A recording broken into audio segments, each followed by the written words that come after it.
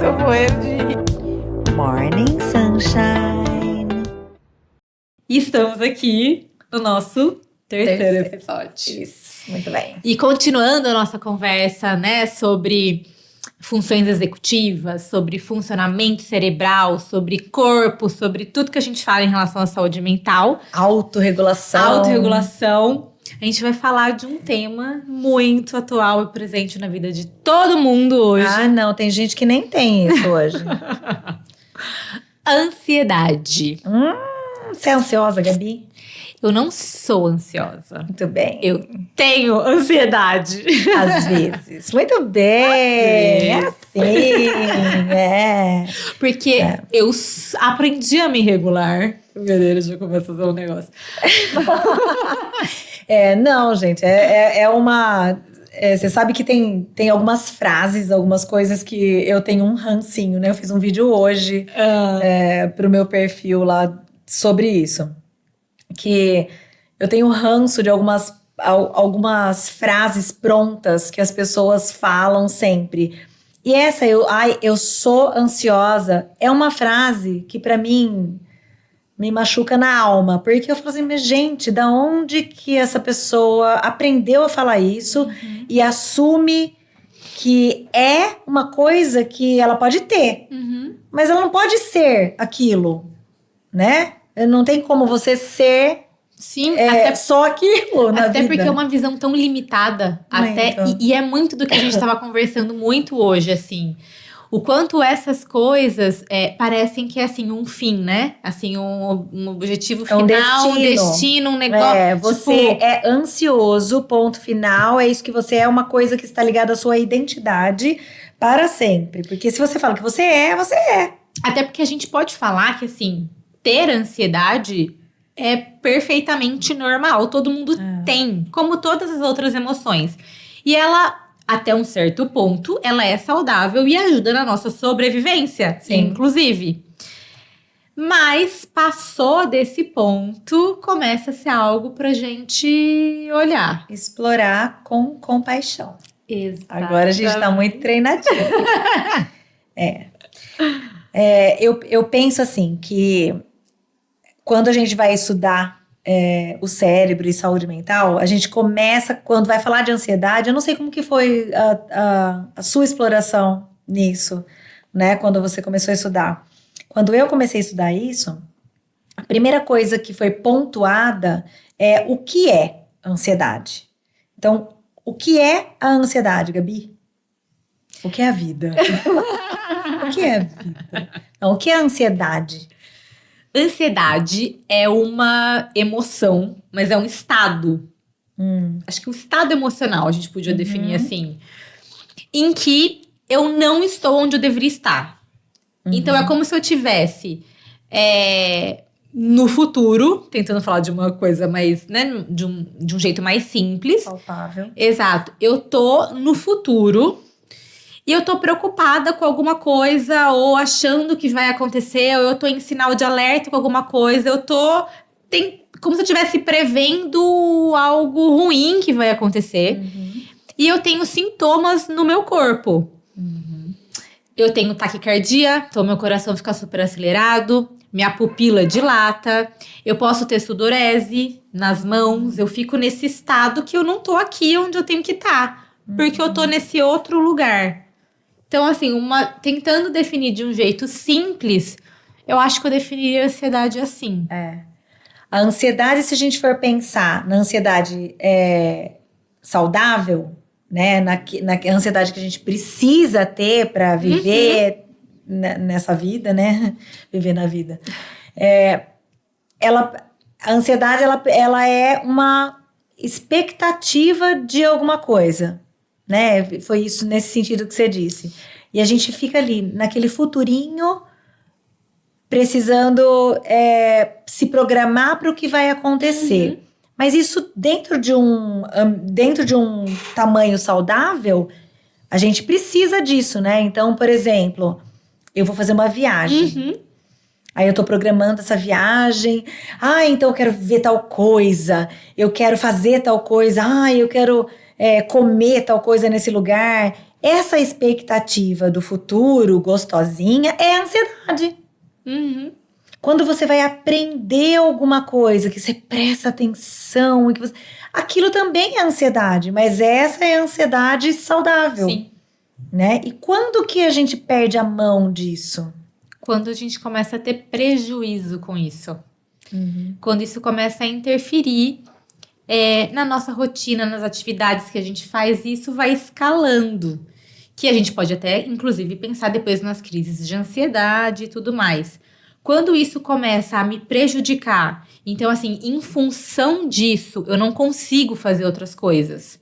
Então, eu começo a pensar nessa viagem, sei lá, se vai ter um terremoto, se alguém da minha família vai morrer, se alguém vai sofrer um acidente, e se eu não vou conseguir, se eu vou perder o voo, e aí, em função do voo, eu vou desmarcar. Quando eu começo a... E acho que não precisa nem ser negativo, porque pode ser só você deixar crescer demais a expectativa do que você vai fazer. Até pra não se frustrar depois, né? Ao ponto de você sentir no seu corpo, né? Tipo... eu não consigo dormir, porque eu vou viajar. Eu tô tão feliz que eu não consigo dormir que eu vou viajar. Eu acho que a gente podia definir como essa alteração, né? Quando começa a alterar outras coisas, por exemplo, isso. Tipo, eu não vou dormir de tão ansiosa que eu tô pra fazer tal coisa. Ou... E aí isso vai afetando e você vai sentindo isso no corpo. Eu acho que é mais... A gente precisa ligar mais... Com a fisiologia com mesmo. a fisiologia. Porque é aí que a ansiedade começa a se tornar um problema. Quando o seu corpo sente demais aquilo. E tem técnica pra gente não deixar isso escalar muito? Como que a gente faz? Como que eu percebo isso? A gente precisa ter muita noção do próprio corpo, né? Tem que ter muita percepção do corpo para não deixar escalar. Mas eu queria falar um pouquinho mais sobre a ansiedade, daí quando ela começa a crescer e virar um problema. Porque acho que tem degraus, né? Talvez a gente tenha, assim, essa ansiedade saudável. Aí tem a ansiedade que já começa a atrapalhar, sendo com pensamento negativo ou não, ela continua sendo ansiedade. E aí ela pode se tornar mais frequente e mais frequente. E lembra quando a gente estava falando num outro episódio que a gente falou sobre autorregulação? Episódio 2. Isso mesmo. Quando a gente estava falando sobre quando você exercita muito. Eu sempre dou esse exemplo para os meus clientes. Você vai lá e você vai fazer musculação e você vai puxar ferro com um braço só. Só o braço direito você levanta o pezinho. O que vai acontecer? Teu braço direito vai ficar muito forte, com tônus muscular adequado, e o braço esquerdo fraquinho. Então, como é que você faz para balancear isso? Tem que exercitar os dois da mesma forma. Se você ficar exercitando, ficar em alerta, isso fica muito mais fácil para você. Como diz você, né? A circuitaria fica preparada para fazer esse caminho. Então, fica muito forte. Aí você vai deixando essa expectativa e esse pezinho lá no futuro sempre e toda hora. Então, vai ficando cada vez mais forte. Então, você sente sintomas de ansiedade mais vezes. Quando é que isso vira um transtorno? Porque daí a gente tem a saudável, a ansiedade que tá atrapalhando, e daí tem o transtorno. Isso vai virar um transtorno quando aí a gente perde a mão. E aí perde o controle e entra naquilo que você falou. Que a gente não tem mais o controle mesmo disso. E isso afeta todas as áreas da nossa vida e toma o corpo. Eu acho que é nessa hora que as pessoas começam a dizer, eu sou, né? Sim, até porque quando a gente pensa em transtorno de ansiedade generalizada, por exemplo, tem algumas coisas que são muito típicas, que são esses medos muito fortes, e que eu tenho observado que as crianças cada vez mais têm apresentado, né? Crianças e adolescentes, especialmente pós-pandemia, assim. E é muito isso, são esses medos. Medo de que algo ruim aconteça, medo de que aconteça um acidente, medo de que os pais, enfim. São esses medo de andar na rua, medo de ficar sozinho, medo... E é essa projeção, é aquele pezinho no futuro, né? Tipo, e se? E se meu pai... E se minha mãe não chegar? E se... É isso. E aí, quando a gente vê, e inclusive, quando a gente tava falando, né, do corpo, inclusive com sintomas fisiológicos, que são esses. Taquicardia, às vezes sensação de paralisação, é um desespero, uma coisa. Então, assim, é o corpo falando que tem alguma coisa demais ali que não tá legal. E tem algumas sensações que são óbvias, que são super claras, né? Como a gente fala do coração, e tem as sensações que não são tão claras assim. E que daí as pessoas não sabem que aquilo é ansiedade. Eu não lembro com quem que a gente estava conversando. Era com você que a gente estava falando sobre a lombar? Acho que não. Era no Literaterapia. Ah, é verdade. No nosso primeiro que encontro. A gente fala assim, onde você sente tensão no seu corpo? Então... Ai, nossa, minha lombar, eu travo na lombar. Quando você trava a lombar, por que você travou a lombar? Deve ter muitas explicações que não sejam essa, mas a região pélvica, o nosso quadril, essa região é uma das regiões mais fáceis da gente travar. A gente vai endurecendo aquilo, endurece de uma tal forma que você vai tensionando todo o resto também.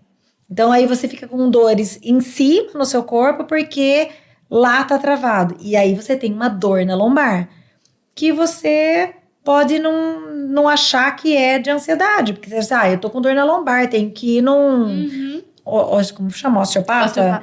Tem que ir num osteopata.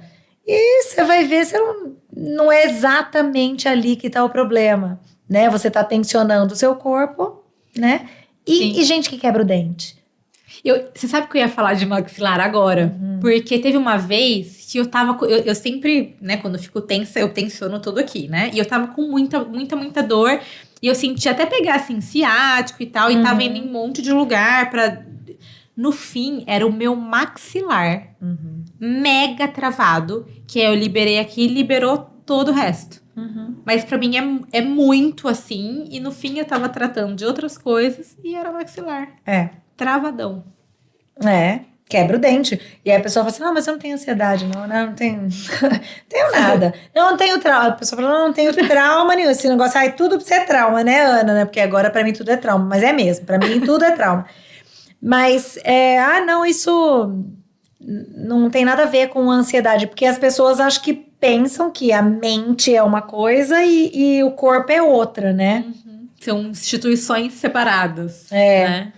Eu adoro a teoria não, a definição de mente do Daniel Siegel, porque ele fala que são 3 coisas. Ele fala que é o cérebro e um cérebro incorporado, que é o cérebro que comanda o resto do corpo. Então, é um cérebro incorporado, que não dá para desmembrar. É só um cérebro que pensa. Não existe isso. É o cérebro e o corpo. E o sistema de relacionamentos que a gente tem com o outro. Então, você tem o cérebro incorporado e o ambiente e os relacionamentos com as outras pessoas. E é uma visão de mente mais moderna e é o que é mais aceita hoje. E se você pensar assim, a ansiedade também vai estar nos ambientes, né? Exatamente. E assim, uma coisa vai alimentando a outra, né? Eu acho que é isso. Assim, as coisas vão se... Porque é uma coisa... Até porque, às vezes, a gente não consegue saber o que veio primeiro. Às vezes, pode ser que seja uma coisa interna ou... Tá tudo... Tá tudo junto. E aí, como que a gente desescala isso? Né? Que foi a pergunta que você fez. Então, como é que a gente... Percebi que eu tô aumentando a ansiedade. O negócio tá crescendo. O que eu faço? Na minha Na minha linha de trabalho, a primeira coisa é exercitar a autopercepção e a percepção do seu corpo. Existem duas maneiras da gente tratar diversas questões emocionais e de saúde mental. Uma que a gente chama o top-down, que é da cabeça para o corpo, e o bottom-up, que é do corpo para a cabeça. As duas funcionam. Eu gosto mais do bottom-up, porque eu penso que corpo e mente fazem parte do mesmo sistema. E quando você mexe em um, altera o outro e vice-versa. Só que, se a gente partir do princípio de que muitas vezes a gente não tem acesso, porque se você tem uma ansiedade aumentada, você perde acesso à parte que você raciocina. Porque aí você tá toda inundada. Então, fazer um processo para desescalar pensando, o que eu faço para parar, você não vai conseguir. Porque o seu córtex pré-frontal tá lá nadando em cortisol. Tá nadando em hormônios do estresse. Você não tem acesso ao seu pensamento como você teria se você estivesse bem. Então, eu acho que o caminho mais lógico para mim é através do corpo. Então, você precisa de um corpo relaxado. E existem diversas maneiras de você ter um corpo relaxado. Vamos chover no molhado, mas essa é o caminho para a saúde mental. É dormir bem, comer todos os nutrientes, por isso que a gente adora Luciano. Comer direito, dormir direito, comer direito, fazer exercício físico. Essas 3 coisas são inegociáveis.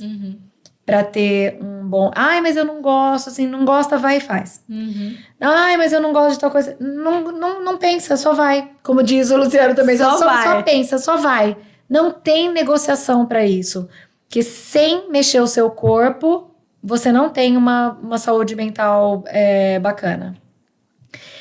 E tendo essas coisas ali alinhadas, você desenvolver uma autopercepção do corpo vai fazer com que você consiga se regular mais. Então, se você entende que a ansiedade vem de um processo que não aconteceu, você ativou...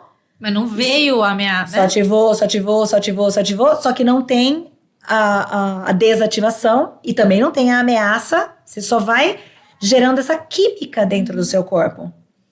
Então, você tem que entender que isso precisava ter sido um processo que não aconteceu. Então, só fica muita ativação. Você precisa exercitar o seu sistema nervoso parasimpático através do seu corpo, que são os exercícios, dormir bem, comer bem. E aí, tem outras coisinhas que você pode fazer. Então, por exemplo, a gente tem toda uma inervação que vem daqui do rosto, passa pelo pescoço, entre as orelhas aqui, desce...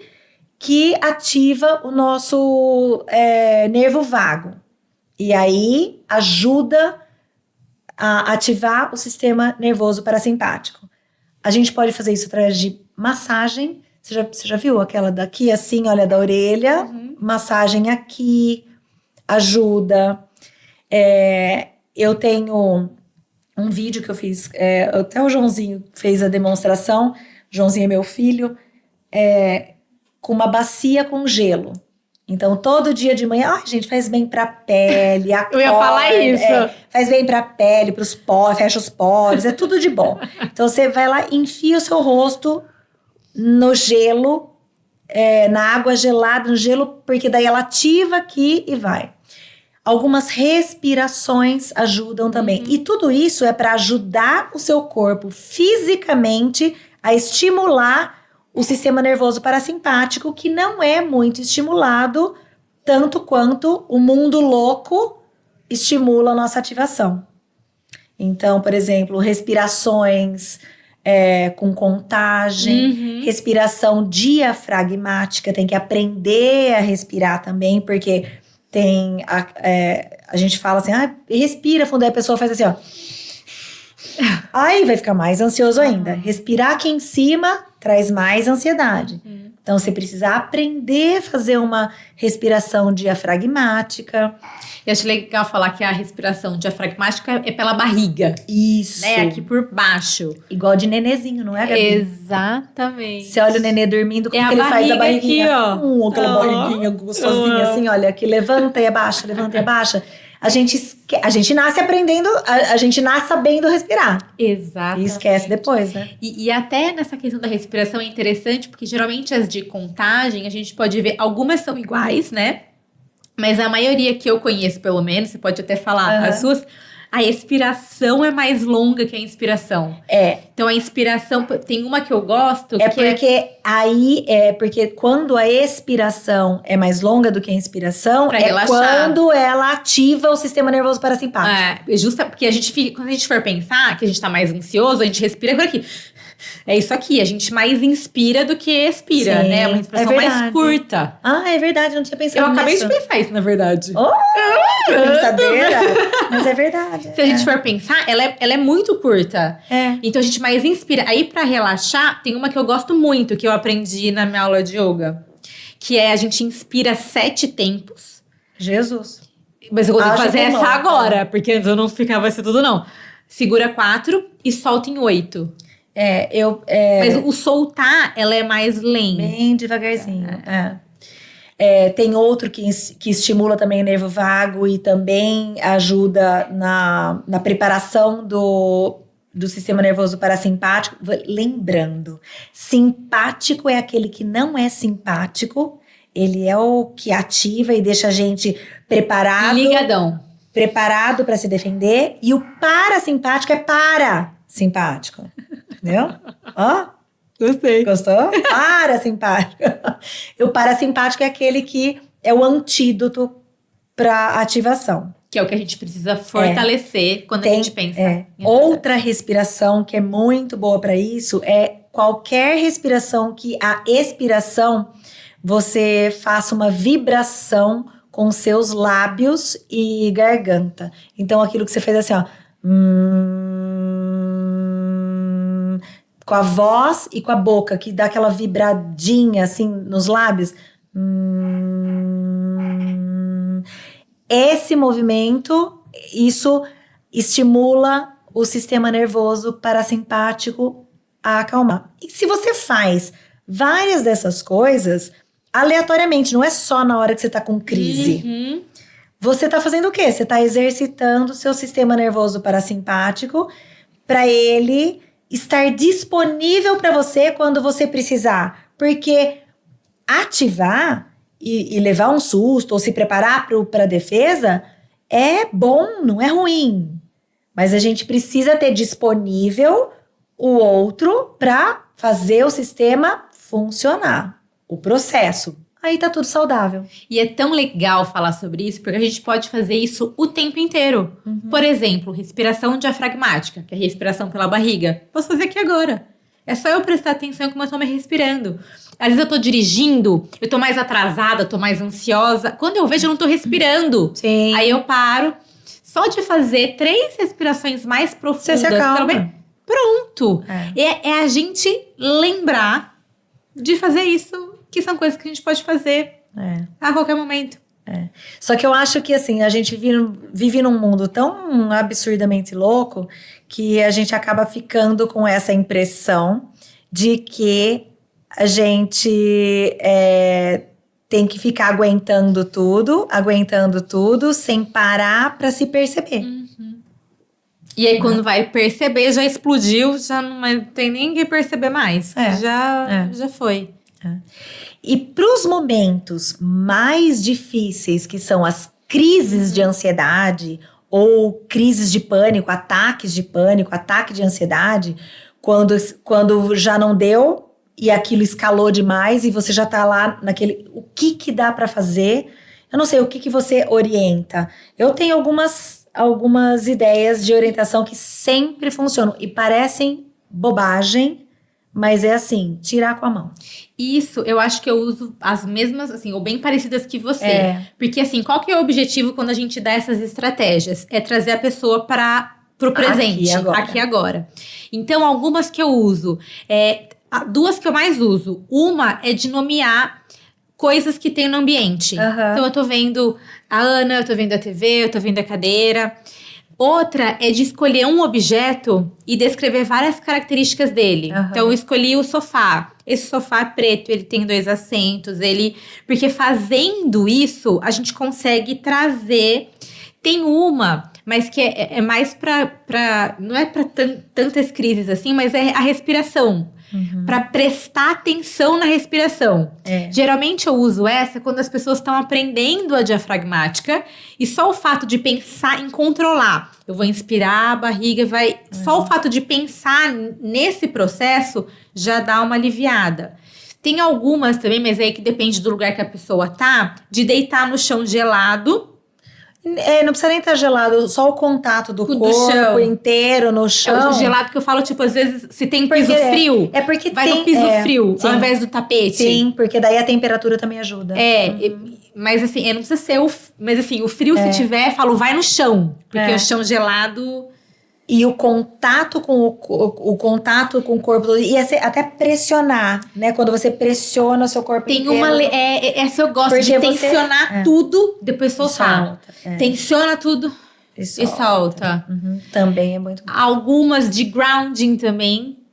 De andar, mas isso eu acho mais legal fazer sempre. De andar na grama, grounding pro counseling é diferente do grounding pro Brasil. Tá. E também faz parte, né? Então, também tem o caminhar descalço e tal, mas o grounding é só você você trazer pro aqui e agora. Então, não precisa necessariamente sair caminhando e tal. Você pode estar em qualquer lugar. É grounding você fazer a técnica, por exemplo, essa de descrever os objetos. Isso é grounding. Isso é grounding. Tá, pra mim, era mais associado com essas coisas. Não. Ao ar livre, natureza. Grounding pro counseling. As técnicas de grounding pro counseling, elas são... todas as estratégias de trazer você pro aqui e agora. Essa que você falou de descrever os objetos, a gente tem a dos 5 sentidos, que daí deixa super bacana também. Que é 5 coisas que você vê, 4 coisas que você escuta, 3 coisas que você sente, 2 coisas que você cheira, 1 coisa que você sente o sabor. Porque daí você traz todos os seus sentidos pro aqui e agora. E se a gente for pensar, quando a gente faz esse movimento, a gente tá dando uma liberada na sobrecarga de memória operacional. Opa! Que é um dos componentes das funções executivas. Quando a gente pensa em funções executivas frias, lobo pré-frontal, que tá todo bagunçado quando a gente tá em ansiedade. Então, quando eu começo a prestar... Nossa, mas o que eu tô sentindo? Ou... Quais cheiros você aciona. Exatamente. Você desliga um pouco desse tumulto todo pra trazer atenção para as coisas que estão acontecendo agora e em você. Então, são coisas que a gente consegue fazer em todos os lugares. Em crise de ansiedade, segurar uma pedra de gelo até que ela derreta na sua mão. Lavar os pulsos, a mão. Não sei se você vai lembrar, mas teve um dia que eu tava super ansiosa. Faz um tempão isso já. Daí eu brinquei com... fui parar num café, tava trabalhando pra caramba e tal. E pedi um cappuccino, sei lá, era um chá gelado, um negócio gigante de café com chocolate. Aí eu tirei foto e falei, olha eu treinando meu parasimpático. E eu tomando aquele coisão gelado. Tomar um sorvete, Uma comida bem fria, né? Uma comida bem quente. É pra você voltar pro aqui e agora. Eu tenho um PDF bem bacana com 40 ideias de grounding. Ai, que legal! A gente pode fazer alguma coisa com isso. E eu tenho um workshop preparado também. Que legal! Só pra ensinar grounding. Porque é uma das primeiras coisas que a gente aprende a fazer dentro do consultório. Fazer grounding com os clientes para que eles possam ter acesso ao córtex, como é que você fala? Lóbulo? Lobo pré-frontal. Eu falo Lobo. frontal cortex. Para sua cabeça ali, para você conseguir pensar, né? Para você voltar para o seu corpo, sair do futuro que você tá ali com medo ou antecipando demais e voltar para o aqui e agora, que é onde você tem agência, onde você tem o que fazer. Lá na frente é só viajadores do tempo. E por que dá pra gente falar tudo isso? Porque a gente tá falando de funcionamento do lobo. A gente tá falando de lesão nem de nada. Até porque se fosse de lesão, até daria pra fazer. Porque toda vez que fala lobo pré-frontal, eu lembro da história do Phineas Gage. Que foi aí que começou a enfiar a barra de ferro no lobo pré-frontal. E aí teve toda a alteração de comportamento, de um monte de coisa. Então, como a gente tá falando de funcionamento, de ativação de redes neurais, bora trabalhar e fortalecer essas outras redes aí, para que elas sejam ativadas e a gente não fique nesse automático o tempo todo. Porque dá pra gente dar uma aliviada e ter uma vida muito mais saudável e fora do automático e mais consciente. E se conhecer, né? Se você se conhecer o seu corpo, tiver bastante noção do que você sente, como você sente, você consegue ter mais agência do seu corpo, né? Então, meu coração tá disparado. Ai, mas como que eu vou parar de disparar o coração? Se você aprender mais sobre você, você vai entender que o coração tá disparado, porque a amígdala cerebral tá percebendo uma ameaça no ambiente, então ela bombeia. Ela manda um sinal lá pro seu coração, ó, bombeia mais sangue, porque ela vai sair correndo. E como é que você faz? Qual que é o antídoto para isso? É o sistema nervoso parasimpático. O parasimpático, como é que eu ativo isso aí? Com respiração diafragmática. Então, eu vou lá e respiro, né? Então, aí o seu coração vai naturalmente parar de ficar ali. E quando diminui a sensação corporal, diminui a sensação que você tem que você está com ansiedade. Perfeito. É isso. Resumão. Perfect. Nossa, vocês falavam isso, eu ficava brava. Sabe que a Isa fala até hoje, né? Ela fala. Perfect. É isso, Gabi. Isso. Mais um episódio riquíssimo. Agora, mais gosto. As pessoas que estiverem ouvindo a gente, volta até a metade e anota. E escuta de novo e anota todas as dicas de grounding, que são as técnicas, as estratégias para desescalar ansiedade e ataques de ansiedade. E bora respirar pela barriga. Exatamente. E aprender a respirar, né? Aprender a estar no aqui e agora. Que eu acho que é um dos nossos maiores desafios hoje, né? Com tanta informação, com tanta coisa, é estar aqui. E um corpo relaxado é um corpo sadio e é uma mente sadia. Por isso que eu subi lá para o nosso podcast aquele bônus do relaxamento progressivo dos músculos. Maravilhoso. A gente tem lá alguns minutos que faz um scan total do seu corpo para ir relaxando cada partezinha do corpo para aprender a relaxar.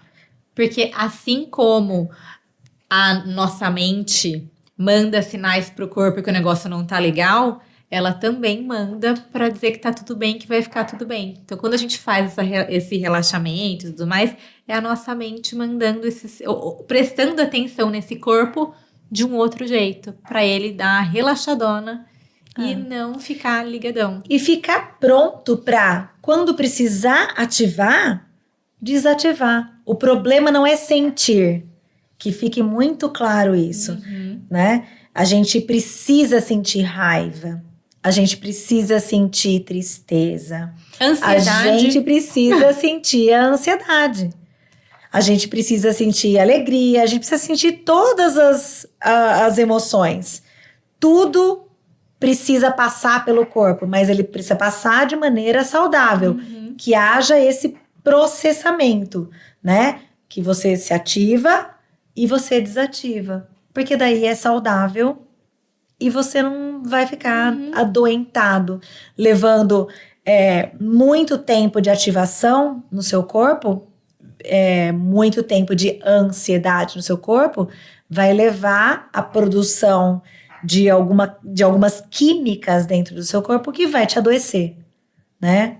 A gente tem aí mesmo. diversas doenças físicas que se tornaram físicas de tanta sobrecarga de ativação. E a gente tem muitos estudos que falam isso pra gente. Muito mais do que é divulgado. Sim. É isso. Obrigada, Gabi. Check. Obrigada, eu. Check. Mas Até. até.